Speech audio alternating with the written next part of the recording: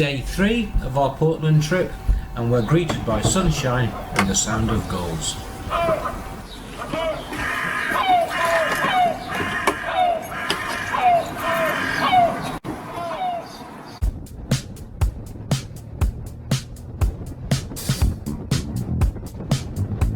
As we head off towards Weymouth, we pass a display of one of the wooden cranes that we saw on the cliff top yesterday.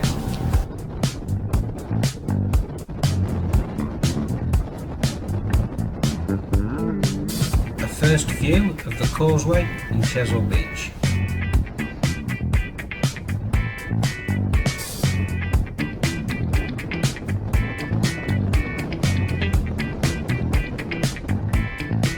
Portland is 4 miles long by 1.7 miles wide, and it forms the southernmost point of Dorset.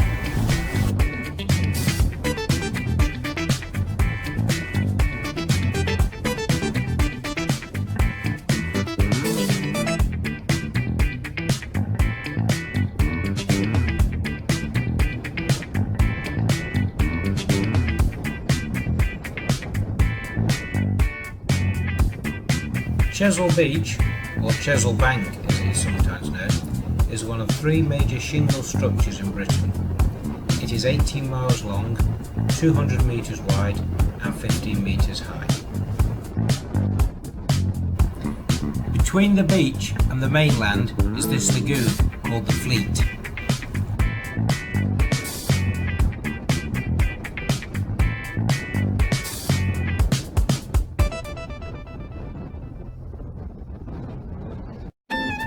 Leaving the causeway and Portland behind us, we head towards Weymouth.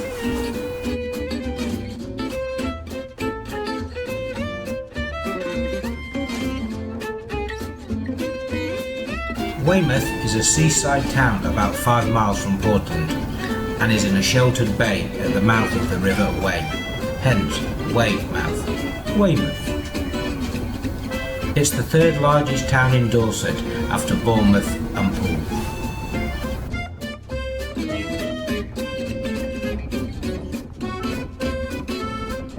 This morning we're off to Lulworth Cove and Durdle.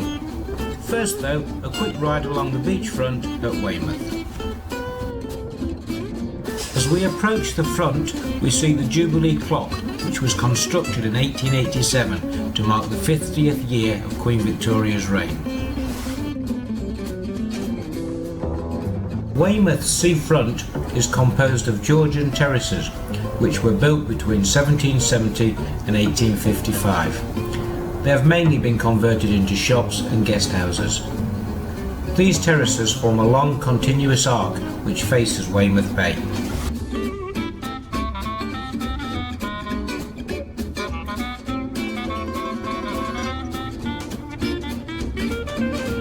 It is thought that the old port, which was here in Weymouth in 1348, was the port where the Black Death first came to England.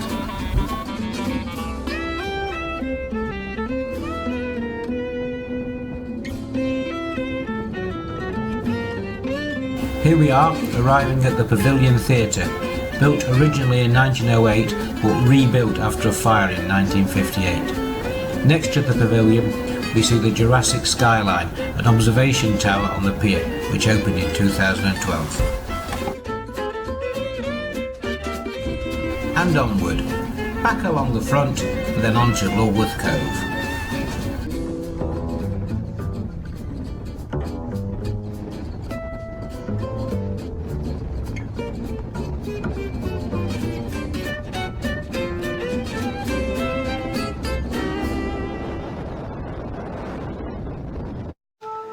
So we arrive at Lulworth Cove. It's about 15 miles from Weymouth.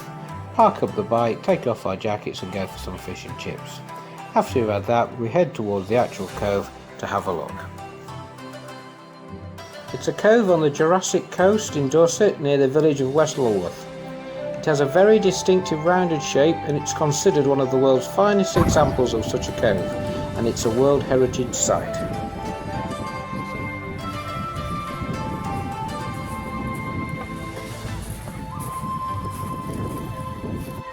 At the edges of the cove you can see what's become known as the Lulworth Crumple.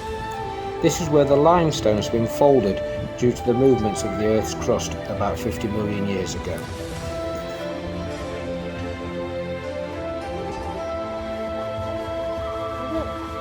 After spending a bit of time at the cove, we decide to head over the hill towards Durdle.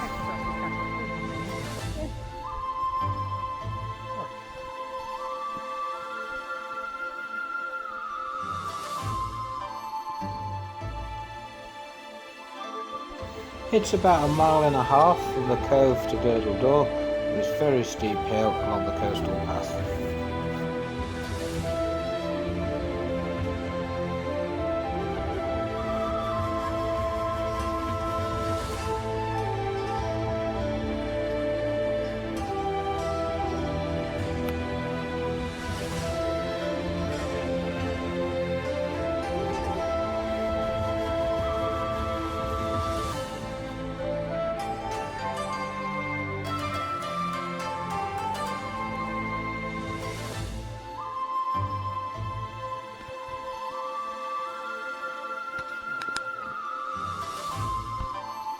Before you get to Durdle along the coastal path, you come to Man of War Bay, actually called St Oswin's Bay, but because the rock formation resembles warships, it's become locally known as Man of War Bay.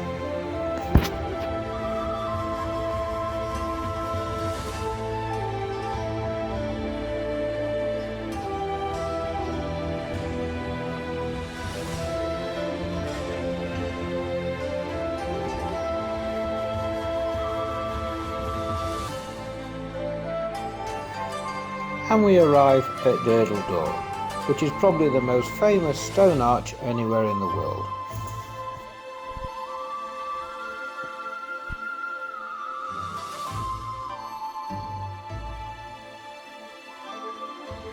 Obligatory selfie done, we head back for an ice cream before heading back to Portland.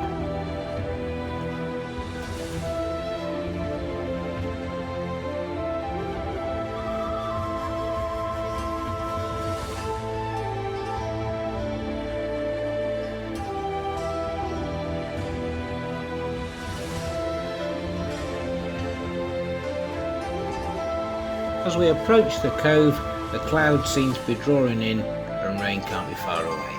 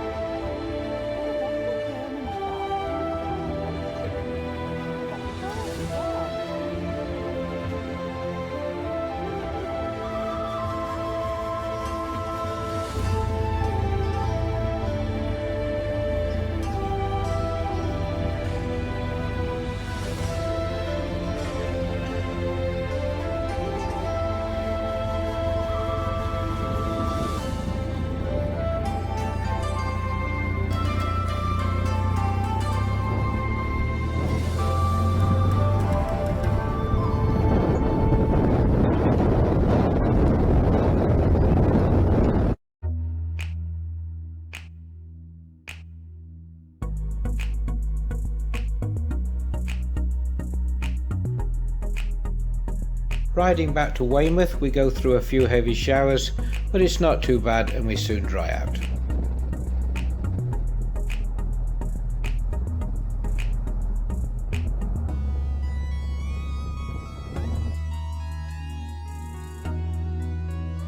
On the right you can just see the Osmington White Horse. The figure is of King George III, who is riding his horse. It was dug into the hillside in 1808.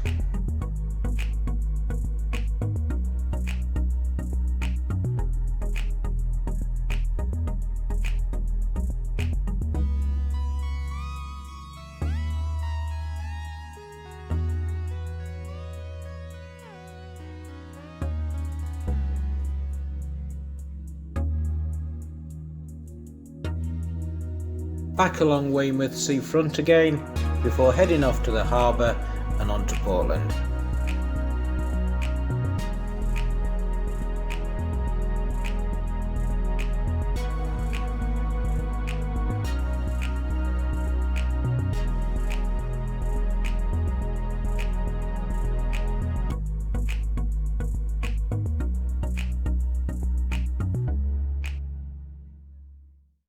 back past the ferry bridge, back onto the causeway, heading into Portland.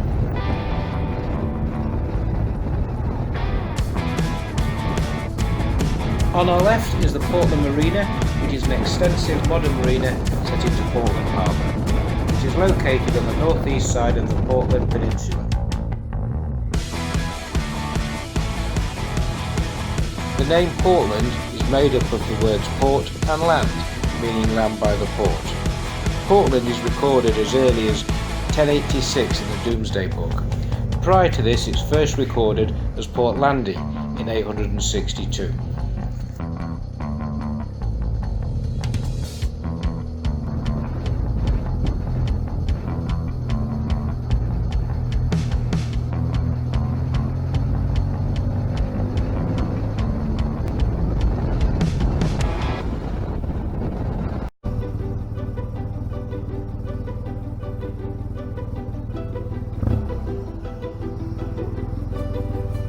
And so day 3 ends with us popping into Tesco to get some pizzas for tea.